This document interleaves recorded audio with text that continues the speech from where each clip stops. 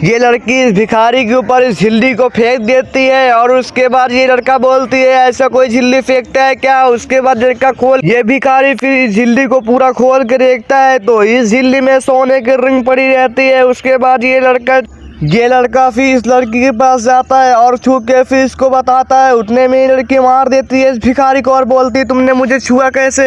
ये लड़का फिर बोलता है भिखारी की दीदी जब आप कूड़ा फेंकी थी मेरे ऊपर तो उसी कूड़े में सोने की रिंग पड़ी थी। उसके बाद ये लड़की बोलती है उसमें तो मैंने सिर्फ कूड़ा फेंका था लेकिन उसमें रिंग कैसे जा सकती है। उसके बाद इसका आदमी बहुत डांटता है कि इस भिखारी को और बोलता है ज्यादा परेशान करोगे तो मैं पुलिस को फोन कर दूंगा। उसके बाद ये यहाँ से चला जाता है और भिखारी बोलता है अभी खुद वापस आओगी। उसके बाद ये लड़की और लड़के जाके एक जगह बैठ जाते हैं। उसके बाद ये लड़का पूछता है तुम्हारे हाथ की रिंग कहाँ चली गई। ये लड़की फिर बोलता है लड़का इतनी महंगी रिंग थी कहाँ चली गई। उसके बाद ये लड़की फिर सोच के बहुत परेशान हो जाती है और बोलती है शायद वहीं गिर गई है। ये लड़की फिर जाती है उसी भिखारी के पास। उसके बाद फिर ये लड़की बोलती है कि भैया आप मेरी रिंग देखे हैं क्या। उसके बाद ये भिखारी बोलता है जब तो मैं देने आया था तब तो आप मुझे मारी थी।